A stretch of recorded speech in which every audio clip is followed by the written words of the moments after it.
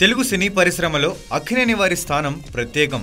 కొన్ని దశాబ్దాలుగా ప్రేక్షక హృదయాలలో చెదరని ముద్ర వేసుకున్న ఆ వంశం నుండి మూడో తరం వారసుడిగా రాబోతున్న హీరో అక్కినేని అఖిల్. అఖిల్ హీరోగా పరిచయం అవుతున్న తొలి సినిమా వివి వినాయక్ దర్శకత్వంలో రూపొందుతున్న విషయం తెలిసిందే. ఈ సినిమా దసరాకి కానుగ్గా విడుదల చేయబోతున్నట్లు అధికారంగా ప్రకటించేశారు.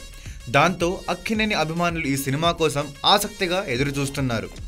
అలాగే రామ్ చరణ్ హీరోగా రూపొందుతున్న బ్రూస్లీ చిత్రం కూడా దసరాకి కానుగ్గానే ప్రేక్షకుల ముందుకు తీసుకొస్తామని నిర్మాతలు ప్రకటించారు.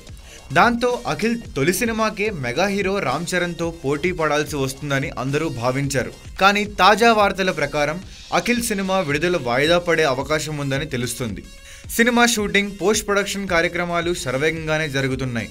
కానీ ఈ సినిమా విడుదలను వాయిదా వేయాలనుకుంటున్నారట. ఎందుకు విడుదల వాయిదా వేస్తున్నారో తెలియలేదు. కానీ రామ్ చరణ్ చిత్రంతో పోటీ పడటం ఇష్టం లేకే అఖిల్ సినిమా విడుదలను వాయిదా వేశారని అందరూ అనుకుంటున్నారు. కానీ రామ్ చరణ్ సినిమా కూడా విడుదల వాయిదా పడిందని ఫిల్మ్ నగర్ టాక్. మరి ఈ రెండు సినిమాల విడుదల వాయిదా పడటానికి కారణమేంటో తెలియాల్సి ఉంది.